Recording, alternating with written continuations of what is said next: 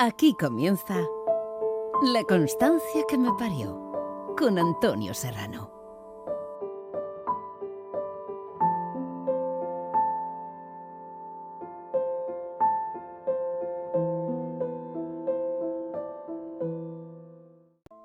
Micaela, emprendedora, muy buenos días. Hola, buenos días, Antonio. ¿Qué tal, Micaela, hija? Me alegra mucho que hagamos esta entrevista. Ya estaba yo detrás de ello desde hacía tiempo, ¿eh? Habíamos estado a punto, luego sí, luego no, y me alegra mucho de tenerte hoy aquí. Gracias, muchas gracias por pensar en mí. Bueno, Micaela tiene una página súper interesante que yo pondré aquí, ¿vale? Para que la visitéis. Y nos hablará del Tantra, ¿sabes? Que yo creo que hay que hablar mucho de este tema porque no se conoce muy bien. Se ha escuchado, ¿no? Tú ves que la gente ha escuchado esto del Tantra, pero que no sabe muy bien de qué va, ¿verdad? Así es. Y además hay mucha confusión en ello, ¿no? Bueno, el Tantra es una filosofía de vida, ¿no? Es una corriente mística, es una forma de vivir. Lo que pasa que cuando se trajo aquí a Occidente se relacionó mucho con sexualidad. Es verdad que el Tantra contempla la sexualidad, ¿no? Pero no se basa solo en eso, sino en vivir en presencia en todo lo que hacemos, ¿no? Desde por la mañana cuando te estás lavando los dientes hasta esa manzana que te comes en el desayuno, ¿no? Disfrutar de todo eso. Cuando das un paseo por la playa, ¿no? El olor del mar, el sentir del viento, eso es Tantra. Tantra llevaría muchísimos años de estudio, ¿no? Las escrituras del Tantra, ni siquiera yo he profundizado tanto en ello. Yo me dedico al masaje Tantra como terapeuta, ¿no? Se ofrece mucho los masajes tántricos de manera erótica, ¿no? Y con finalidad la eyaculación. En mi caso, yo no trabajo de esta manera, precisamente evito mucho la eyaculación, que es lo que lleva especialmente al hombre a no poder disfrutar plenamente de los encuentros sexuales, ¿no? El estar muy enfocados en eso, ¿no? Como finalidad. Esto evita que durante todo el encuentro íntimo el hombre no esté en el cuerpo, sino en la mente. Entonces, lo que yo quiero conseguir en mis sesiones es dejar de identificar la eyaculación y el orgasmo y que el hombre, a través de salir, ¿no? Del pensamiento, de la mente, de todo eso aprendido de manera errónea, eh, a sacarle un poco de la mente y que empiece a sentir esos orgasmos que pueden aparecer en todo el cuerpo cuando no lo relacionamos con la eyaculación, ¿no? Y yo llego hasta aquí a través de yo misma experimentar una sexualidad muy tóxica, ¿no? Y llego también a darme cuenta de cómo esto perjudica especialmente al hombre, ¿no? ¿Qué pasa? Que nos han hablado de sexualidad en el cole, cuando nos dan una charla sobre sexualidad, nos hablan únicamente de los genitales, ¿no? La mujer tiene vagina, el hombre tiene pene, entonces se produce la penetración y ahí pues se produce el embarazo. Es así como educan a los niños. ¿Qué pasa? Que después en la adolescencia buscamos más información y suele ser a través de la pornografía, industria en la que yo estuve hace muchos años, ¿no? Eh, Ahí viene la desinformación, el caos total y es donde dejamos de sentir, ¿no? Y nos relacionamos de manera física y de manera únicamente genital, ¿no? Y además unas prácticas que se ven en la pornografía que nada tienen que ver con lo que es realmente la sexualidad, con lo que es realmente conectar con la otra persona, ¿no?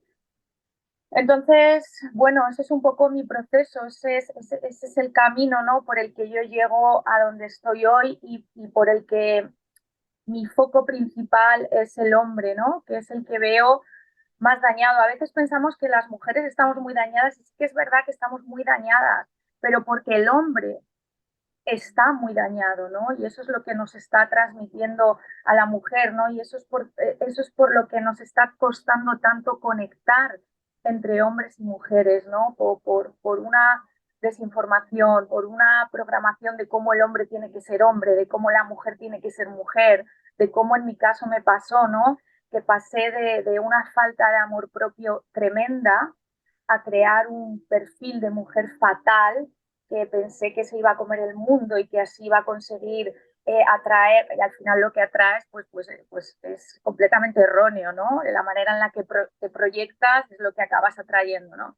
Y bueno, en mi caso fue un desastre, sí. Sí. No, no, no, es que Micaela, te dejo y vamos, me cuenta de todo.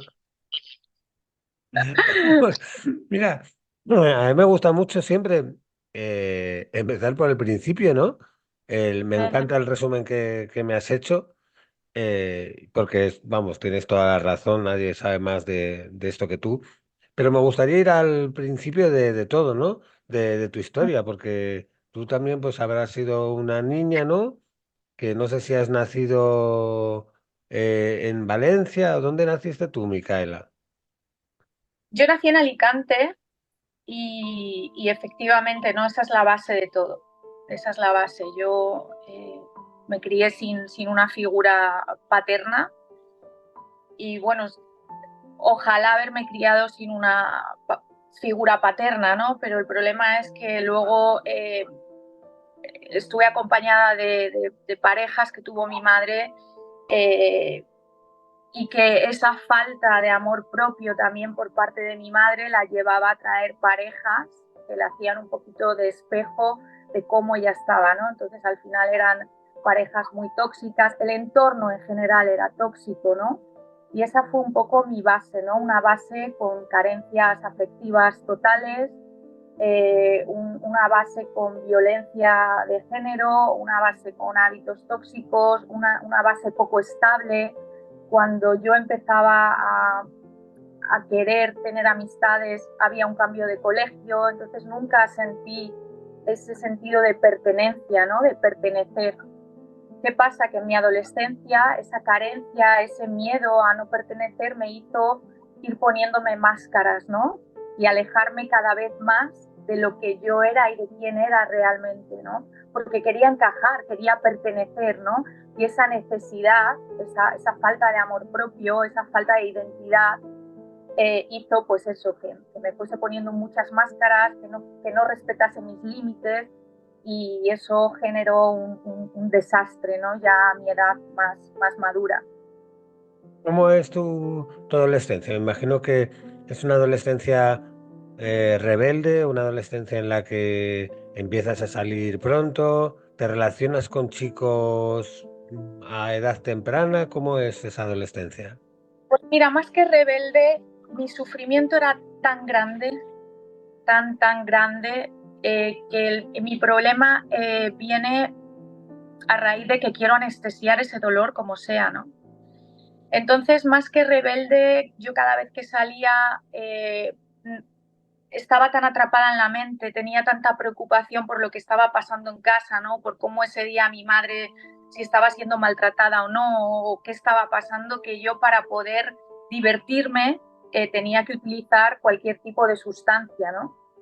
Entonces, lo que a mí me atrapa realmente es el alcohol, ¿no? Yo empiezo a consumir alcohol y es lo que realmente me anestesia y me hace evitar todo ese dolor. Yo consumo alcohol como cualquier adolescente, pero llega un punto ya bastante más adelante, que después lo comentamos, donde toco fondo, ¿no? Pero realmente no era rebelde, pero sí que siempre estaba alrededor de algo que me hiciese anestesiar ese dolor, ¿no? Y de hecho mi virginidad la pierdo bajo los efectos del alcohol y alguna sustancia más que no hace falta nombrar, ¿no? Y claro, imagínate perder así la virginidad. ¿Cómo fue mi sexualidad después? Pues un desastre. ¿Cómo te relacionas con los hombres en esa adolescencia? ¿Tienes un novio o ves que vas de uno a otro? ¿Cómo es exactamente? Pues yo creo que en mi adolescencia un poco un poco normal, ¿no? Experimentando, probando. Yo me enamoraba muy rápido por esa carencia afectiva, ¿no? Cualquiera que viniese y me diese unas migajas de amor, pues yo estaba enamorada enseguida. Así que es verdad que la autoestima la tenía muy baja, tenía muy poca seguridad en mí misma. Esto aumentaba, ¿no?, la necesidad de siempre estar bajo los efectos de algo que me diese un poquito más de valentía a la hora de relacionarme, sobre todo sexualmente, ¿no?, de enseñar mi cuerpo. Tenía muchos complejos, además yo de joven pues llevaba gafas, no era especialmente, ¿no?, de manera exterior atractiva, ¿no? Pero sí que es verdad que tenía bastante éxito entre los hombres, entre los chicos, ¿no? Y cuando me gustaba alguien, pues me resultaba fácil. A mí no, de forma interior no, ¿no? Pero sí que atraía. Es verdad que siempre ha habido en mí una energía sexual muy potente que yo desconocía, que luego he tenido que ir trabajando y que además esa energía sexual, al no tenerla controlada, es lo que me ha llevado, ¿no?, a tomar esas decisiones como fue entrar en la industria pornográfica, ¿no? Entonces esa energía sexual siempre estaba en mí, pero muy mal enfocada, con unas carencias muy grandes, ¿no? Y eso pues es un desastre, ¿no? Y tienes la necesidad de huir, ¿no? O sea, si tienes ese ambiente en casa, no dices, o sea, vamos, en cuanto pueda yo me piro y me voy de aquí. ¿Y es así? Efectivamente. Así es, a los 16 años, en cuanto pude, en cuanto tuve mi primer trabajo como animadora turística, eh, que es, bueno, es lo que estudié, ¿no? A los 16 hice un curso de animación turística, yo vivo en una zona muy turística y ahí empecé a trabajar, empecé con mi primer sueldo y me fui de casa, eso fue lo primero que hice, ¿no? Aún así, al irme de casa, yo siempre he hecho como el papel de hija, nunca lo he tenido, ¿no? Siempre he hecho de madre, ¿no? Siempre he querido proteger a mi madre, ¿no? Estando yo rota.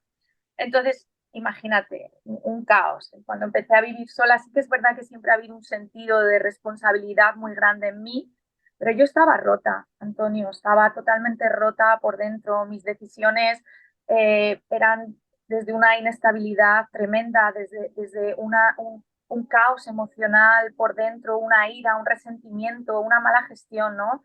Llegó un punto donde yo pensé que el mundo iba en mi contra, porque es que todo era un desastre, todo era un drama. Y bueno, me voy de casa, hasta los 25 años trabajo como animadora, tengo una vida social bien, pero sigo cada vez que salgo haciendo uso y abuso de alcohol y sustancias. Mis noches siempre son más largas que las de los demás. Cuando los demás se retiran, yo soy incapaz, ¿no? Porque es como volver a enfrentarme a mí misma y a ese dolor y no quería, con lo cual esto me hace abusar de las noches, estar más tiempo fuera, ¿no? Fuera, fuera, nunca dentro. Y a los 25 años conozco al padre de mi hijo, del cual me enamoro totalmente. Él y yo ya nos habíamos encontrado cuando yo tenía 19 años. Yo lo idealicé muchísimo y por programación, ¿no? Por cómo la sociedad nos dice que ya a cierta edad uno tiene que tener una familia. Y fíjate que yo nunca dije quiero tener una familia, pero siempre dije quiero tener un hijo, ¿no? Yo tenía ese instinto, eh, quería ser madre, pero lo de la familia, como era algo que para mí había sido tan tormentoso, como que ahora me doy cuenta que nunca manifesté eso, ¿no? Entonces me quedé embarazada. eh, el embarazo fue un embarazo muy sano, con mucha ilusión por ambas partes, fue buscado, ¿no? Pero ¿qué pasa? Que cuando nace mi hijo, que es lo más bonito que tengo en mi vida, eh, ay,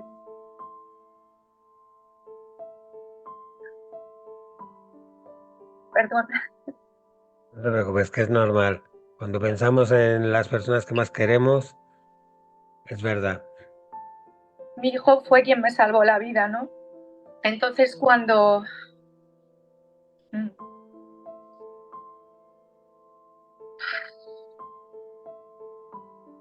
cuando nace mi hijo, se complica mucho la relación porque tanto el padre como yo veníamos rotos, ¿no? Con unas infancias muy parecidas, con unas carencias afectivas muy parecidas.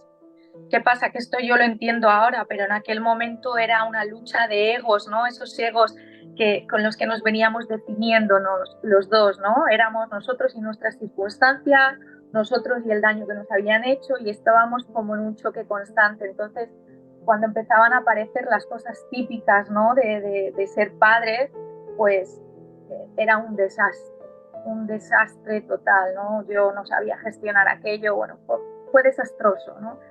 Yo me separé siendo mi hijo muy pequeño y bueno, tuve que tirar durante un tiempo yo sola. Entonces entré en modo supervivencia total y es ahí donde empiezo a través de una pareja que conocí en ese tiempo, ¿no?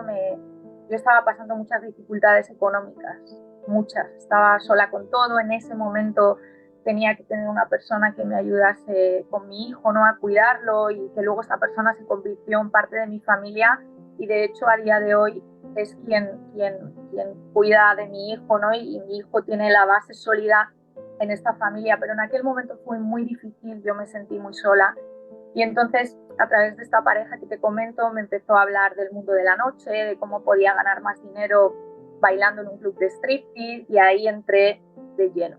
Entré de lleno, empecé a hacer striptease, empecé a bailar en clubs de alterne por toda España, luego empecé en la industria pornográfica, y ahí ya el abuso de todo era brutal, estaba totalmente perdida, perdida. Y que ahí va sin frenar. Mira, me ha recordado mucho a mí. Yo fui Relaciones Públicas de Pachá durante unos cuantos años. Y yo recuerdo que me pasaba un poco como a ti. O sea, que salíamos y a las 5 de la mañana, pues la gente normal decía, oye, pues vámonos a casa, ¿qué tal? Y yo seguía, pero que digo, que seguía, no sé para qué seguía, me iba al after y no sé qué. Yo decía, qué sentido tiene, ¿no? O sea, disfrutones, pero que nos pasábamos de la raya. Claro, me imagino que todo este mundo de que me dices tú, de bailar en bares de striptease y todo, yo creo que, me imagino que sería bastante dinero de forma casi inmediata, ¿no? Y que eso, claro, Sí, te va enganchando también. sí, las personas dicen dinero fácil. Yo dinero fácil no lo llamaría. Sí que es verdad que es dinero rápido y cantidades a las que yo no estaba acostumbrada, ¿no? Yo he trabajado de animadora prácticamente toda la vida en hoteles, ¿no? Con un turno partido, esclavo total. Yo no he pasado hasta después, ¿no? Ni una noche vieja con mi hijo, porque tenía que trabajar en el hotel de animadora dando las campanadas, y no llegaba a fin de mes. O sea, no pasaba los 1.000 euros hablando 3 idiomas y siendo jefa de departamento, ¿no? Entonces, claro, de repente te ves con una cantidad de dinero que tú en tu vida podrías soñar con las herramientas. Ahora sé que hay muchas otras maneras, ¿no? Pero en ese momento, con esas herramientas, esas cantidades. Y luego también ya no era tanto el dinero, ¿no? Sino ese empoderamiento, ¿no? Yo venía, lo que te digo, de una falta de amor propio brutal, pero ya con lo del padre de mi hijo, ya ahí fue, o sea, es que no me quería ni lo más mínimo. Entonces, de repente ver que tienes esa atención, ¿no? Que tacones, yo nunca había sido de maquillarme, de tacones, y de repente le di la vuelta a todo a eso, iba lo más escotada posible, los tacones más altos, pestañas, todo eso me dio como un falso empoderamiento, ¿no? Y bueno, el ego, imagínate cómo me creció. ¡Buah! Era todo ego. Todo, ya era yo, mis circunstancias, lo que me había pasado, lo que había sufrido, y encima todo ese ego. Desastre. Y sí que es verdad bueno, que salí adelante, ¿no? Salí adelante, pero estar en modo supervivencia, la calidad de vida que tienes. Claro. Además, yo me imagino, Micaela, que todo esto que me cuentas de los bares de striptease y tal, al final es el mundo de la noche y al final pues seguirías consumiendo alcohol y lo que fuera y claro, al final es un círculo vicioso que al final terminas las noches destrozada Sí. y otra noche, otra noche. Cuando entras en la industria del porno, como tú dices, ¿lo has borrado de tu mente o recuerdas la primera vez que te tienes que poner ante la cámara y cómo llevas esas sensaciones, ¿no? ¿Lo has conseguido borrar o lo tienes muy presente? Eh, ¿Sabes qué pasa? Que estaba tan anestesiada, sinceramente, y luego tampoco lo dramatizo mucho porque es que en ese momento, desde ese nivel de conciencia, realmente pues aprendí mucho, me di cuenta de lo que era capaz, ¿no? Por sobrevivir y sobre todo por mi hijo en ese momento, ¿no? Que quería darle lo mejor. Yo lo que evité siempre en referencia a mi hijo es que él fuese dando tumbos como fui yo, ¿no? Eso lo evité mucho, por eso de manera eh, genuina y desde el amor más incondicional elegí que él estuviese con esta familia para tener una base de amor sólida, ¿no? Entonces no lo recuerdo pues divertido en aquel entonces, viajaba mucho, conocía mucha gente, ganaba dinero, no me creo un trauma, digamos, por toda la anestesia que había alrededor. Sí que es verdad que ahora, donde me encuentro ahora, sabiendo lo que sé ahora, ha habido mucho que sanar, ¿no?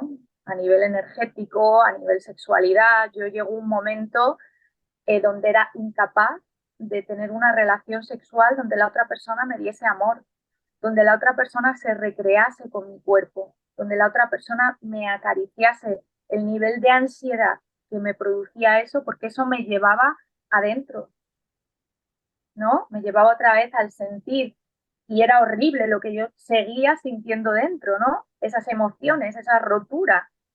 Entonces, sí que me creó a nivel físico, a nivel energético, a nivel emocional, mucha historia, ¿no? Pero no fue tan traumático. O sea, en ese momento fue lo mejor que pude hacer. Y en referencia al alcohol, sí que empeoró mucho mi situación al bailar en clubs de striptease, porque yo como bailarina generaba muchísimos ingresos con comisiones en bebidas, ¿no? En los clubs de alterne, pues si alguien quiere tomar algo contigo, tú te llevas una comisión, entonces yo forzaba mucho, mucho eso, ¿no? Y al final me creé una especie de alcoholismo y ya llegó un momento en el 2016 donde salí de la noche y me di cuenta que llevaba eso conmigo, ¿no? Que yo era incapaz de tomarme unas cañas a las 12 como hace todo español, ¿no? Sobre todo los españoles, porque yo empezaba y no podía parar, porque había creado ese hábito, ¿no? De empezar a consumir alcohol y no parar hasta que terminaba la noche para generar más ingresos, ¿no? Entonces eso fue, ahí es donde toqué fondo, ¿no? En el 2016 y salí de todo eso. Bueno, claro, me ha pasado a mí y a ti te habrá pasado también muchas, de que te despertabas al día siguiente y decías, pero ¿qué he hecho? Y madre mía, y aquí la he liado, y aquí mira con quién he acabado, y o sea, lo del arrepentimiento, ¿no? Por el alcohol te habrá pasado muchas veces, ¿verdad? Eso fue ya, digamos que a lo último, ¿no? El último periodo sí que es verdad que yo me asusté mucho. Gracias a Dios, siempre he sentido como que alguien ahí arriba me ha guiado, ¿no? Y me ha mecido un poco porque si no, no sé cómo hubiese acabado. Y siempre, como te he dicho antes, he tenido como ese sentido, ¿no? Ese pequeño rayo de luz que me hacía ser un poco responsable. Entonces ya a lo último de este proceso de la noche me empecé a asustar mucho porque sí que había noches de esas, ¿no? De aparecer sin el reloj o de no saber qué había pasado. Eso fue terrorífico, eso fue yo siempre lo digo, ¿no? Si hay un infierno en la tierra, desde luego yo lo conocí y fue horrible. Fue ese último proceso con el alcohol para mí fue horrible y es ahí donde tuve que pedir ayuda y tomar medidas serias y muy drásticas, ¿no? Y ahí es donde empieza, gracias a Dios, mi proceso de sanación, de recuperación. Fue muy duro, el primer año fue durísimo porque hay un cambio en ti, ¿no? Tienes que cambiar totalmente. O sea, o eso o acabas en un hospital, en la cárcel o en un psiquiátrico, ¿no? Es horrible. Entonces ahí tuve que ser muy, muy drástica, eliminar mi entorno actual, ¿no? Porque claro, yo explicaba, oye, tengo un problema y la gente no lo veía, pero ¿cómo? Porque nadie me había visto realmente por los suelos o en el entorno donde yo bebía, que era trabajando, era de lo más normal del mundo, ¿no? Pero claro, todo el mundo iba igual, todas las chicas que bailaban iban igual, los que acudían a esos sitios iban igual, pero cuando yo salgo de ahí, ¿no?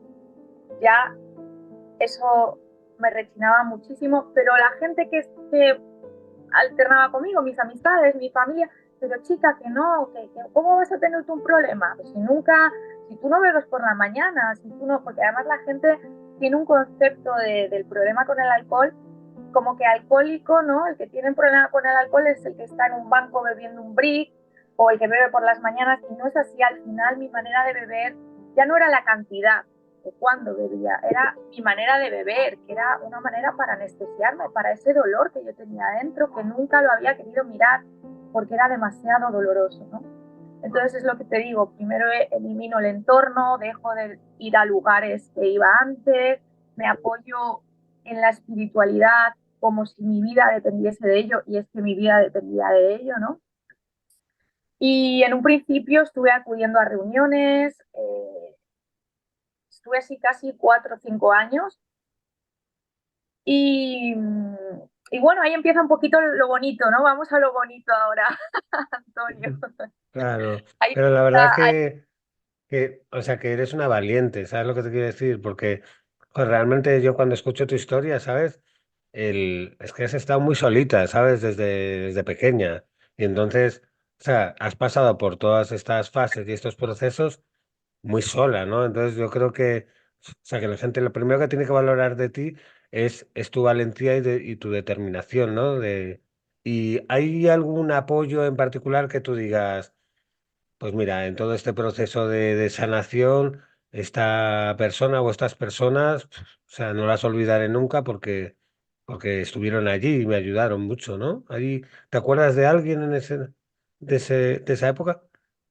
sí que es verdad bueno, tengo que agradecer mucho a la familia, ¿no? Que se ocupó de mi hijo y a la vez de mí en aquel momento, un momento mío muy vulnerable, con mucha falta de personalidad. Entonces, en ese momento agradecí mucho esa ayuda, ¿no? Y luego, en principio es lo que te comento, los 4 primeros años yo fui a reuniones que me ayudaron muchísimo. Luego sí que es verdad que decidí seguir en solitario, ¿no? Porque para mí el camino espiritual me ayudó muchísimo, y el acudir a reuniones, digamos que era muy pesado, ¿no? Era muy como el estigma de alcohólica, llevarlo siempre, ¿no? Y eso no me estaba haciendo bien, en mi caso personal, ¿no? Sí que es verdad que sé que hay casos muy extremos donde tiene que ser así y Sí, estas sí. reuniones ayudan mucho. En mi caso ya me estaba creando mucho peso, ¿no? Y además me llevaba a veces a beber más. A día de hoy he sanado y sí que es verdad que de vez en cuando puedo tomarme una cervecita, un vinito, siempre con Ah, mucho cuidado, ¿no? Que los que hemos estado ahí tenemos una tendencia a siempre pasarnos de la raya, ¿no? Pero sí que he conseguido desprogramarme, desidentificarme de eso de que soy alcohólica, porque no lo soy. Eh, Ahora me hago responsable de mis emociones, voy muy adentro, sigo en un proceso de sanación, ¿no? Porque esto nunca termina, pero sí que es verdad que ya me desecho de toda esa ira, ¿no? De todo ese dolor. Y sí que es verdad que ha sido un camino muy solitario, muy Se puede solitario. decir, Micaela, que ha renacido, ¿no? Y que Sí, para renacer, pues que también había que dejar atrás incluso lo de las reuniones. Y esto del centro y todo esto es el siguiente paso en tu vida, porque, o sea, una vez que sales de la noche, sales del alcohol, y entonces tienes que decir, ¿y ahora por dónde tiro? ¿Qué hago? ¿No? sí.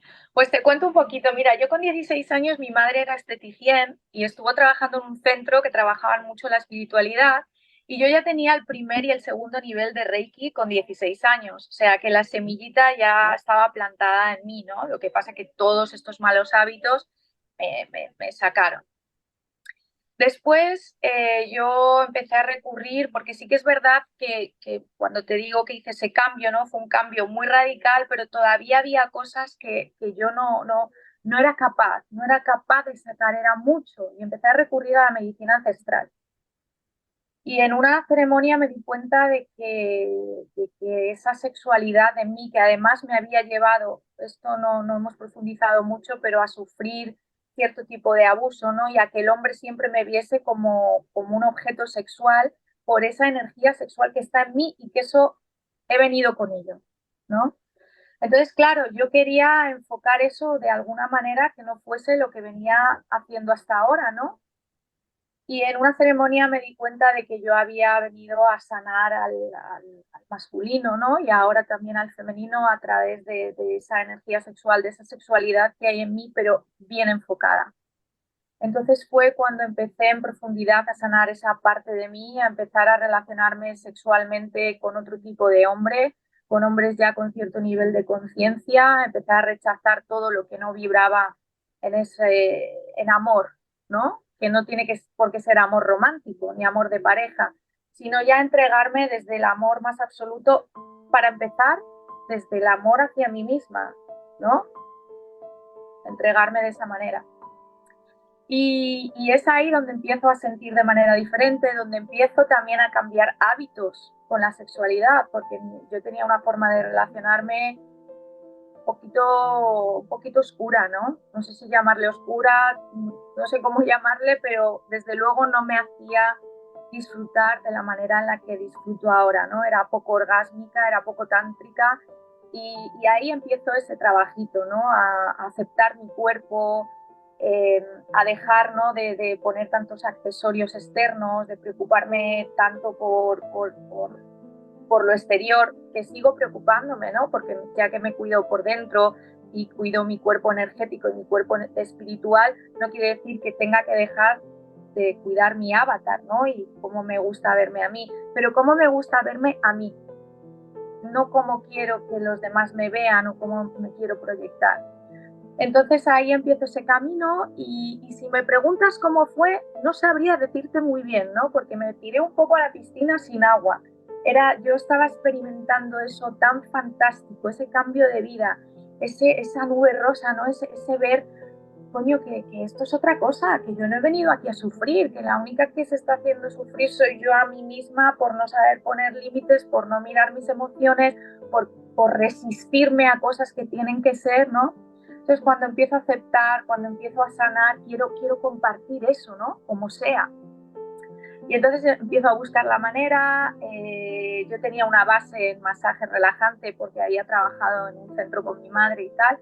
Y empecé a mezclar esa sexualidad con los masajes, con el Reiki, lo fusioné, ¿no? Y creé un concepto que me está costando muchísimo que se entienda, ¿no? Sobre todo por de dónde vengo, ¿no? Todavía hay gente que piensa que yo es una manera de encubrir otra cosa y no, ¿no? Es algo muy poderoso, algo donde me encuentro hombres, ¿no?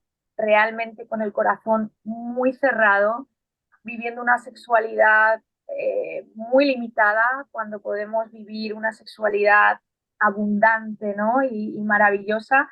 Y bueno, empiezo ahí y no me está yendo nada mal. Sí que es verdad que me está costando mucho que se entienda el concepto, pero cuando las personas vienen a mis sesiones, alucinan, ¿no?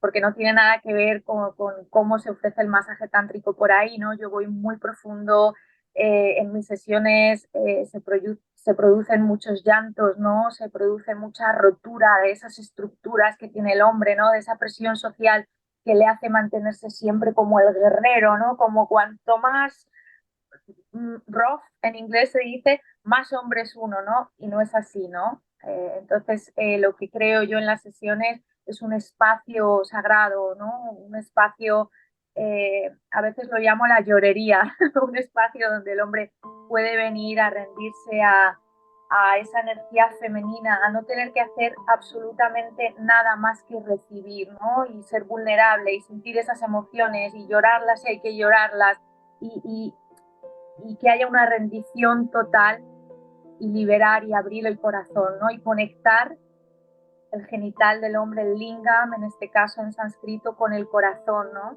Porque es muy poderoso y muy sanador lo que un hombre puede hacer a través del sexo a una mujer, al igual que cómo puede enfermar, ¿no? A una mujer en el sentido energético y espiritual y emocional cuando no está conectado ese lingam al corazón. Entonces esto es lo que busco un poquito en mis sesiones. Ahora ya estoy trabajando más con mujeres, ¿no? y también estoy ofreciendo talleres de tantra para pareja. Hace no mucho tuve uno en Madrid con una parejita hermosa y fue muy bonito, muy bonito, muy emotivo, y bueno, en eso es en lo que estoy. Yo sigo con mi proceso, ¿no?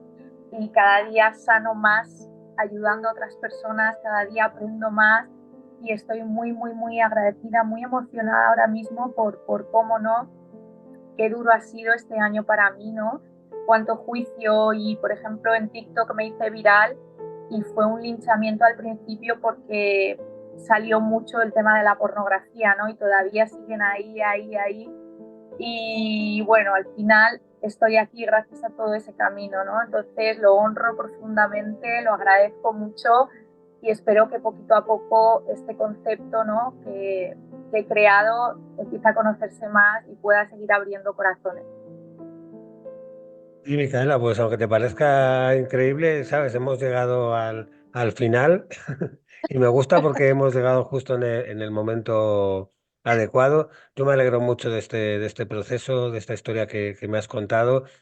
No hay más que verte la cara, no hay más que hablar contigo, ¿sabes? Y irradias esa energía, esa paz, ese equilibrio, ¿sabes? Eh, la gente en internet, pues es que hagas lo que hagas, ya sabes lo que es. Siempre hay una parte de esta sociedad, pero está claro que al salir del mundo de la noche y del mundo de ciertos vicios, ahora estás en otro nivel, te relacionas con otro tipo de personas, con otro tipo de energía mucho más positiva y mucho mejor. Por eso me has encontrado a mí también. Entonces, Y te lo en quiero estos... agradecer profundamente, Antonio, de verdad, esta oportunidad. Tenía muchas ganas de contar mi historia de esta manera, ¿no? Ya desde otro nivel, así que te abrazo muchísimo y de verdad muchísimas gracias. Pues muchísimas gracias a ti, Micaela. Sé que este centro te va a ir genial. Yo pondré aquí tu enlace de Instagram para que la gente pueda verlo, porque una vez que uno se pone a verlo ya le dan ganas de ir y de hacer ese viaje maravilloso contigo. Un besazo enorme, Micaela, y muchísima suerte, que eres de esas personas que te la mereces.